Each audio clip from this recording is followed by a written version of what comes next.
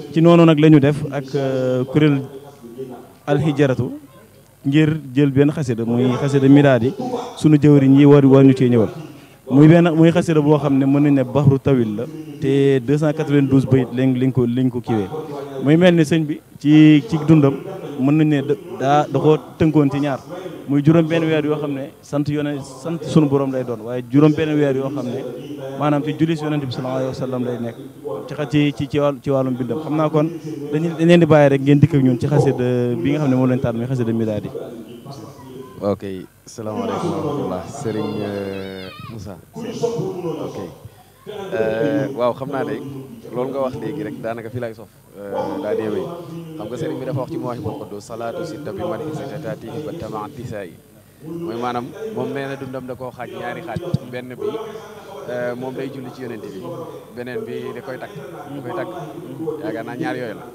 noonu la ko waxee ci Mawahibou léegi midaadi yi xasida midaadi yi buñ ci ñëwee comme ni ko waxee noonu léegi rek da di xasida goo xam ne dafa bokk ci maanaam xam nga chanre al arabe yi mooy maanaam les poèmes arabes su ma ko mënee traduire noonu ci tubaab mooy maanaam poème yi nga xam ne maanaam arab yi danañ ko bind daa am ay normes yu ñu ko teggee moo tax maanaam léegi yaa ngi tudd baxru tawil maanaam baxru tawil benn kii la benn tëggin la ci tëggin yi nga xam ne arab am na ko am na ci suma ñëwut fukk ak juróom wala xaw ma fukk ak juróom benn yaakaar naa fukk ak juróom la woon waaye gannaaw gi lañ ci yokk benn mu nekk fukk ak juróom benn midaadi nag sëriñ bi da koo tëggee noo xam ne baxru tawil la ka waaye maanaam da cee def ay innovation yoo xam ne maanaam man moom ci moom rek laa ko njëkk a gisee man ci moom rek laa ko njëkk a gisee donc loolu su ma ñëwee ci forme bi rek ci forme xasida bi rek nga xam ne da koo binde noo xam ne da ngay gis ne maanaam bi mu tàmbalee mi ngi wax ne midaadi wa aqlaami li man zaxzaxal yamma kama zaxzaxa cheytaana wal jahla wal gamma mahallaahu an abqa adan xalqahu amma maasiya bil baaqi alladi xidmati ramma min annaari wa cheytaani qad mustu mundaman bi rabbi ila alxuddaami man indahu asma gis nga maanaam xasida gi maanaam bayit yooyu malim yëpp ñoo bokk ni ñuy jeex maanaam sarr bayit bi ak ansi bayit bi sadr bu ma ko waxee mooy benn xabb wi ak ñaari xabb yi ñoom ñëpp ñoo bokk ni ñuy jeex nga xam ne maanaam fa ñuy wuutee fa wuute gi di amee mooy bu demee bay jeexal ñetteelu bayit ba maanaam xasida gi ci kaw ba ci suuf noonu la ko sëñ bi tënk maanaam boo jàngee benn ñaar ñett maanaam ñetti bayit yoo jàng ñetteelu bayit ba fa muy jeexe foofa maanaam foofa la xaafiya bi nekk li ñuy tudde xaafiya ci arab dama xam waaye xëy na jànkati arab yi xaafiya mooy maanaam mooy riim waaw kay mooy riim mu ngoog jërëjëf si Moustapha mooy riim lii tubaab di tudde riim maanaam fi ne nii xaafiya gi mooy riim bi ci ñetteelu bayit ba la koy def nga xam ne noonu la ko topp ba xasida gi mat loolu sëñ bi defaat na ko ci beneen xasida bu Tuhfatul Awwaa sëñ bi def na ci lu mel noonu waaye midaad yi li ci yéeme mooy maanaam li ko wutaleeg Tuhfatul Awwaa mooy midaad yi sëriñ bi daa jël maanaam benn waxi suñu borom mooy wa man yuti rasul faqad ata Allah loolu yàllaa ko wax alquran la foofu yàlla nga fi wax ne maanaam képp koo xam ne maanaam topp nga yonente bi yow yaa ngi topp yàlla ndax xam ngeen ne yonente bi yàllaa ko yónni topp loonu ko buñ ko toppee rek moom incha allah topp nañ suñu borom maa taku rasul faxuduhu yàllaa ko wax donc yàllaa ko wax léegi aaya boobu moom la sëriñ bi jël maanaam aaya bi ni muy tàmbalee maanaam aaya bi arab baat yi nekk ci aaya bi moom la sëriñ bi del jël tekki ko xaafiye yi nekk ci midaad yi nga xam ne maanaam aaya boobu lañ sëriñ bi baat par baat ni muy jëlee aaya yi maanaam aaya bu nekk bu jël ko maanaam dëgg ci xasida nga xam ne maanaam bayit bu nekk 22 xuruf yi nga xam ne ñoo composé ayat bi waaw kay moo jëlee mim bi mooy tàmbali midaad mu ngoog noonu la ko toppee léegi mim gi mooy tàmbalee midaad yi nga xam ne bayit yooyu yëpp moo koy tàmbalee waaye mim ko mooy jeexal fii maanaam noonu la ko defee moo tax maanaam xasida bi yéeme maanaam li may wax ni maanaam mooy ci buñ jëlee maanaam ni ko suñ bi tëgg rek rabbin bi rek laay wax maanaam fi ne nii noonu la ko suñ bi tëgg nga xam ne maanaam mbir mu yéeme la moo xam ne woykati arab yi bëri nañ lool xam nañ ci ñoo xam ne maanaam ñu mën a way lool xarañ ci lool waaye lu mel nii kenn mosu koo def li mel nii moom kenn mosu koo def nga xam ne maanaam yéeme gi mu yéeme da ngay waaru waaye doy na waar daal doy na waar te nag xasida gi nag tamit ñu xam ne maanaam sëriñ bi li mu fiy def nii maanaam tagg yonent bi man nañ ne maanaam loolu moo nekkoon métier sëñ bi loolu la jëloon def ko métier nga xam ne li ma wax léegi rek ci mawaahibu salaatu sitta bi madi sita taatihi ba tamaati sa yi loolu maanaam boo xoolee sëriñ bi kon dundam gi yëpp moom ci tagg yonent bi ak julleen ci moom la ko def nga xam ne kon xasida tagg yonent bi la li mu ko ubbee rek dafa leer nee na midaadi wa aqlaami li man zaxzaxa li yamma kama zaxzaxa cheytaana wal jahla wal am maanaam dane sama daa ak sama xalima xam nga xalima ak daa moom lay bindee te maanaam li muy bindee lépp nee na li man zaxzaxa li yamma maanaam mi ngi ñeel ka nga xam ne maanaam moo soril géej gi ci man moo soril géej gi ci man al yamm mooy géej kama zaxzaxa cheytaana wal jahla wal gamma comme ni nga xam ne maanaam soril na seytaane nga xam ne moom dàqal na ma ko fi ne nii ak réer tamit dàqal na ma ko ni gi noonu tamit ak njàqare tamit dàqal na ma ko bayit bu njëkk bi loolu la ci kooku ki mu jublu wax kooku mooy yonent bi sallallahu alayhi wa sallam ndax xam ngeen ne sëriñ bi yonent bi day buntam ci lépp sëriñ bi suñ borom rek la jublu te maanaam suñ borom buntam mooy yonent bi moo tax sëriñ bi daa di jël yonent bi teg ko ci kanamam rek maanaam daa di koo kii ba nga xam ne maanaam léppam daanaka day jubluwaat yonent bi te loolu lépp nag maanaam li ko waral mooy teg bët gi mu teg suñu borom waaw nga xam ne maanaam suñu borom rek a ko yitteel ci lépp suñu borom rek ko ci yitteel ci lépp te tamit xasida gi tamit ñu xam ne sëriñ bi wax na ci ay wax yoo xam ne ay wax yu kéemaane la ay wax yu kéemaane la man moom bi ma ci gën a neex mooy bi wax ne falaahi bi fadlillahi fii lawhihi jara bi xayri miha in duna makrin wala xawfi nga xam ne foofu moom waaw taarkalla nga xam ne wax ju neex la daal wax ju neex a neex nga xam ne foofu li fi sëriñ bi di wax mooy mais maanaam moom ak texee moom suñu borom bind na ko ca lawhul mahfuus bi xëyri mi xayto dootul far bu faaw duna makrin wala xaw fi maanaam ci lu doon nag maanaam du ay pexe yoo xam ne maanaam moom daa defi pexe boppam ba am loola déedéet liggéeyam gu rëy rek la ko suñu borom fay xasida yi xam ngeen ne si li ñu koy bindi maanaam bi mu demee ci géej gi moo tax maanaam tamiluwaay gi maanaam li man sax saxal yem bi mu demee ci géej gi ba ñëwal boo jàngee tarjumaan yi da nga ci seetlu yooyu da nga ci seetlu loolu kon xasida gi maanaam ci tënk rek bu ma lay ko mënoo tënk ndax xasida gi daa gudd nag wax dëgg yàlla maanaam bëgg koo topp moom di ko leeral di dem moom loola moom day métti waaye daal ala kulli xaal sëñ bi daal moom tagg na ci yonent ay tagg yoo xam ne wax dëgg fa yàlla boo ko dee jàng bu ngay di jàng rek moom day neex boo ko tiimee di jàngal sa bopp nag di xam li muy wax waaw bu boobaa moom day gën a neex moom bu boobaa day gën a neex moom te tamit sëñ bi leeral na tamit lu am solo ci njeexintalu xasida gi sëñ baa ngi wax ni hadayta bi aqdi wa tasawufi wal fiqi iyaali bi dikri ma salaati wa bil madi nga xam ne kon foofu sëriñ bi day leeral tamit aw yoonam mooy lan day leeralaat ba tey yoonam wi mooy lan al aqdu mooy tawhid at tasawuf mooy ihsaan bi ñu xam mooy suñ tasawuf bi ñu nekk al fiq kon ñett yooyu maanaam day wax suñu borom ne sama njaboot day te mooy ñun ñii ñu rafet njort ne ci lañ bokk waaw day leeral day wax suñu borom ne sant naa la ci gindi gi ngi leen gindi jaarale leen gindi googu na nga jaarale ko ci tawhid ju wér fiq bu ñu xam te leer nañ ak tamit tasawuf boo xam ne bu dëggu la te sell tasawuf boo xam ne bu dëggu la te sell loola nag maanaam sëñ bi dañu ko de bi dikri ma salaati wa bil madhi boobu maanaam kon foofu man li ma fi dégg mooy yooyu noonu sëñ bi dañu koo defal ci mbir xam ngeen ne mbindu sëñ bi lépp a ngi ci te loola moo ko waxaloon boobu mooy warul naa leen ay tawaalif yoo xam ne bu ngeen ci yemee li ngeen war a xam seen diggante seen borom yëpp da ngeen ko xam kon loola boo ñëwee ci mbindam bi da nga koy fekkaat kon bayit boobu maanaam mën naa ne moo tënk yoonu sëñ bi moo tënk yoonu sëñ bi te muy ñett yooyu ma tudd léegi tasawuf tawhid ak fiqh nga xam ne kon diine ji tamit wax dëgg fa yàlla boo xoolee diine li muy yaatu ci ñetti yooyu la boo ko génnee rek génn nga diine boo ci bàyyee benn sa diine matul kon xam naa damay yem foofu rek sëñ Moussa tey ñaan rek sa borom defal lu tawfeex ba maanaam sëriñ mi moom loolu nga xam ne leeral na ko nun ñu sax ci ba faaw amiin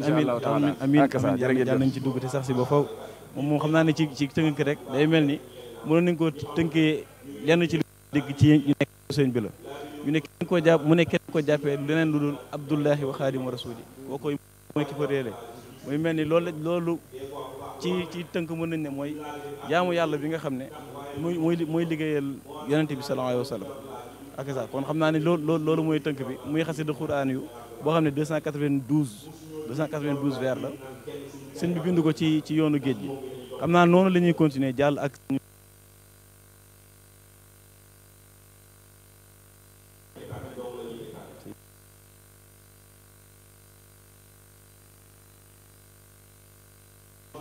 bismillah noonu ko ci ñu ngi tubaat bu baax a baax dagg bi ndax noonu la ñuy jàllee ci sëñ Moustapha Fall moom mi nga xam ne dañuy ñëwal ci la version commentée en français. Alors sëñ Moustapha, alors parmi les qasidas déclamés par le choral du Daara Hijratou, nommément appelé aussi, je pense, Moukhaddamatoul Khidma. Aujourd'hui, nous avons choisi le qasida, le panégyrique Midadi, qui est un Qur'an et on va dire au Bahrou Tawil, composé de 292 vers. Ce panégyrique écrit durant l'exil fait partie de celle dont le cheikh élogie le prophète alayhi salatu wassalam. Est-ce que vous pouvez venir sur cela et nous développer la thématique du qasida, mais les enseignements qu'on peut y tirer quand même?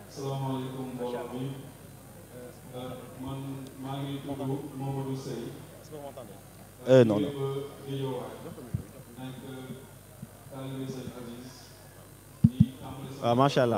Machallah pour cette introduction, parce qu'en parlant d'éloge,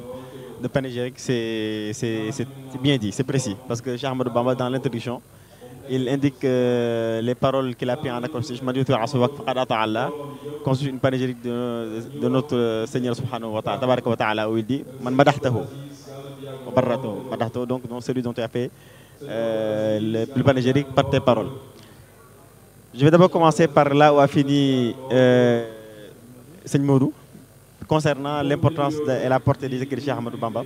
où il disait que par le bayit de dernier vers, de la Qasida Midadi, je voulais amener un autre vers qui aussi est écrit suivant la même métrique de Tawil, mais dans la Qasida en accroché à la Laqad Ja'akum. Parce que effectivement c'est très intéressant. Il parle d'écrit, Cheikh Bamba il disait dans Laqad Ja'akum, la Qasida en accroché à Laqad Ja'akum, alayya tawalifun lati yahtadi biha. En gros, en somme, il dit j'ai le devoir, j'ai envers Allah subhanahu wa ta'ala des écrits, le devoir de produire des écrits à travers lesquels quiconque n'a pas eu le wahyu, c'est-à-dire le message, la communication prophétique, cette personne pourra se guider à travers ces écrits. Alayya tawalifun lati yahtadi biha idha sha'a rabbi ghayru man faza bil wahyi. Cela donc élargit quelque part le champ aussi du Cheikh Ahmadou Bamba, parce qu'effectivement on parlait de sa famille. Ayali, qui est donc la famille du prophète, qui est donc la famille de Cheikh Ahmadou Bamba. Dans Laqad Ja'akum, il disait idha sha'a rabbi ghayru man faza bil wahyi. Donc je vais justement faire cette relation entre ces deux qasidas. Avant de revenir sur la Qasida Midadi, où je disais à Seigneur Modou tout à l'heure, quand on discutait dans les coulisses, je disais on peut s'arrêter, on peut se limiter au préambule, à l'introduction de la Qasida. Parce qu'il suffit amplement, parce qu'on nous demande de faire un résumé. Bon, un sommaire. Voilà, un sommaire, on va dire un sommaire. Un sommaire. Une version commentée. Donc effectivement, on peut faire un commentaire, mais je pense que parler simplement du préambule pourrait largement suffire, parce que c'est indicatif de ce qu'il y a dedans. On sait très bien comment le Cheikh Ahmadou Bamba refait vivifier l'islam avec la basmala et la salatu ala nabi en introduction. Mais au début, il dit wa barik ala man madahtu, comme tu l'as dit tout à l'heure, comme vous l'avez dit tout à l'heure, il fait le panégyrique du prophète Mohammed sallallahu alayhi wa sallam. Ala man madahtuhu wa barratahu wa zakaytahu. Donc ça veut dire que comme on peut se le renvoyer vers la qasida min al-baqi al-qadim, où il disait barra al-baqi min al-amradi wa kab man ankara bi al-paradi. Le Seigneur m'a extirpé, m'a totalement dissocié des maladies. Donc, le fait que Allah subhanahu wa ta'ala a totalement nettoyé le prophète au point où il est devenu Al-Mustafa. On sait bien qu'à ses 7 ans, le prophète, l'ange Jibril, Gabriel, lui est venu et a enlevé de lui ce qui pour nous métaphysiquement représente les tares de l'être humain. Donc, barratahu wa zakaytahu, mais il l'a aussi purifié. Il a purifié, au point même qu'il est devenu purificateur. هو الذي بعث في الأميين رسولا منهم يتلو عليكم آياته ويزكيهم. Donc c'est le prophète est même devenu même lui purificateur. Donc, mais il nous indique que le verset "Ma yuti' ar-rasul faqad ata Allah" est une indication de Allah subhanahu wa ta'ala, tabarak wa ta'ala, des qualités du prophète sallallahu alayhi wa sallam en tant que quelqu'un qui est totalement détaché de toute maladie, de tout ce qui ne sied pas, à son statut de prophète sallallahu alayhi wa sallam, et tout ce qui est pur. Il est aussi Sayyidina wa Mawlana Muhammadin. Il prie sur lui, il prie aussi également sur ses compagnons, et il fait une prière derrière. Il montre également que dans cette lancée de Subhanahu wa ta'ala qu'il a donné en indication, parce que vous savez le Coran c'est les ayats, et vous savez ayah ça signifie en arabe quelque part des indications. Et ces indications on peut aussi les apprendre théologiquement, parce que théologiquement ayah ça signifie quelque chose que celui qui apprend à comment est-ce qu'il rend le statut à son Seigneur, l'unicité de son Seigneur, comment est-ce qu'il y accède par l'enseignement d'Allah subhanahu wa ta'ala. Ibn Ashir l'a enseigné. Comme il est un devoir pour le mukallaf de connaître les devoirs, les qualités, on a les attributs de son Seigneur, donc le Coran lui-même constitue des signes. Donc ça veut dire que ce sont des éléments qui sont mis sur terre par notre Seigneur afin que nous puissions apprendre qui est notre Seigneur. Donc c'est une corde tendue par notre Seigneur. Et dans cette lancée, notre Seigneur a montré que le prophète sallallahu alayhi wa sallam, il a indiqué que le prophète sallallahu alayhi wa sallam est paré de qualité. Et donc pour montrer ces qualités, Cheikh Ahmadou Bamba, il exprime, il montre, il utilise le terme, vous voyez, de madh. Donc le madh, c'est un outil pour nous de Cheikh Ahmadou Bamba que nous pouvons considérer comme un outil qui nous enseigne les qualités du prophète Mohammed sallallahu alayhi wa sallam. Mais ce n'est pas simplement un enseignement de qualité, mais c'est une force spirituelle mystique aussi. Car le Cheikh Ahmadou Bamba a enseigné qu'à travers ses écrits, celui qui adore Allah, par ses écrits, accède à l'enseignement de Dieu sans faire la khalwa. Effectivement, dans Lian Khadar. Lian Khadar, comment est-ce qu'il avait dit d'ailleurs dans le vers? Ce qui veut dire, on comprend les paroles de Cheikh Ahmadou, de Seigneur Mohamed Muntaka, parce qu'il dit Serigne bi fàggu na lépp. Vous savez ce terme de Serigne bi fàggu na lépp, il le dit très souvent. Mais c'est un terme très profond. Pourquoi c'est très profond? Parce qu'il s'agit justement d'un débat, on va dire que c'est quelque part le débat théologique qui a suscité le plus de controverses entre les théologiens et même les philosophes. C'est lequel? C'est le débat d'Al-Qudra et du libre arbitre de l'homme. Parce que dans l'islam, on nous enseigne que tout ce qui est du décret divin. Cependant, Allah a dit que l'homme est aussi responsable de ses actes. Le problème était donc, mais est-ce que l'homme est totalement libre de ses actes? Ou est-ce que c'est Dieu qui fait tout? Donc ça amène la problématique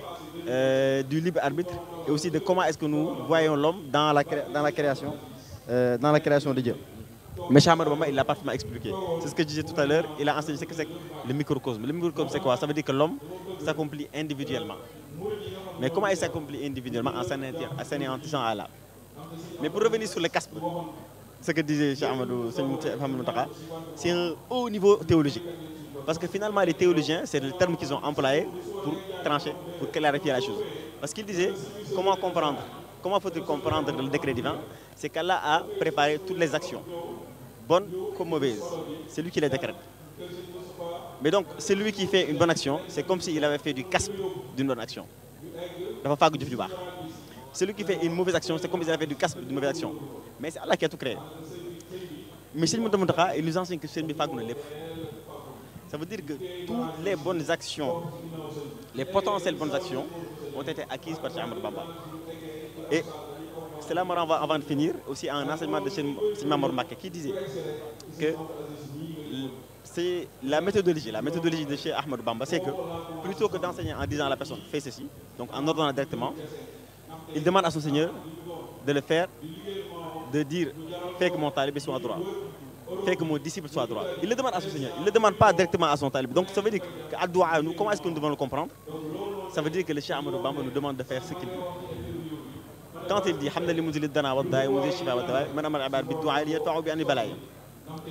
et dans la Qasida, il commence à introduire maanaam ibaad bi doal yet foo xam ne summa ala man xaytu masadamar yabra bila butni fada baxal muhammad tabbil haq askata min rabbika wal absar al maxtaaju asxam bi shifaay hada wa inni yow zu ajam mubtaxin aw na mujib daai hada wa inni al yawma zu aw jaa'i quelque chose me fait mal hada wa inni yow mubtaxiyan aw na mujib daai et je sollicite l'assistance de celui qui répond aux prières wa ashtaki ilayhi ma min ad-darqat masihata amri il parle à son Seigneur mais pour qui c'est du quelque part c'est du caspe wa ashtaki ilayhi ma min ad-darqat masani hatta urani muhtaram il se plaint auprès de son Seigneur les maladies qui le touchent. Qu'est-ce que ça veut dire? Nous sommes malades en tant que disciples. C'est pour ça que les soufis considèrent que les cheikhs sont des médecins. Les maths ont une puissance spirituelle. Mais en même temps, donc, ça veut dire qu'ils nous enseignent pédagogiquement les qualités du prophète sallallahu alayhi wa sallam, de manière pure, mais en même temps, ils font chez les disciples aussi, ils jouent le rôle de médicaments. Je disais que j'allais m'arrêter là, je vais peut-être pas m'étendre sur le préambule, parce qu'on peut entrer encore beaucoup de choses. Mais là, j'ai simplement développé la notion de maths dans sa puissance mystique, mais aussi pédagogique. En tout cas, En tout cas, encore un grand merci à Seigneur Moustapha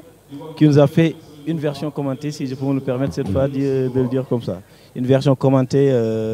du préambule de la Chassida Midadi. Donc, pour revenir et clôturer, pas clôturer, mais parce que nous allons encore rester avec vous, mais pour passer sur les autres Chassidas des autres kuréel, nous vous remercions. Donc ci tënk xam naa ñu ngi santaat bu baax a baax mbokk taalibe yi nga xam ne ñoo ànd ak ñun liggéey bi ci suba ak léegi rawatina waa régie waaye yéen ñi nga xam ne yéen a ngi seen kër ñi di ñu teewlu fii ci Diawartoulah TV waaw kon sunu ñaari jëwri ñi jot nañ ñoo andil dara doole ñu dara ci xasida Midadi ci xasida Midadi mi nga xam ne Qur'an yu la ni ko sànq sëñ Modou Diouf waxee ci aaya bi nga xam ne moom nañ ko tënkee waaye ni ñu ko bindee nga xam ne maanaam bayit bu nekk rek tàmbale benn xurufu ayat boobu noonu la muy xasida boo xam ne ku baax ki ku tedd ki mu ngi ci sant yonent mu ngi ci sant sunu borom di ci julli ci yonent bi sallallahu alayhi wa sallam jërë ngeen jëfati xam naa ñu ñëwaat kon ak yéen ci kanam tuuti rek ci yeneen xasida yi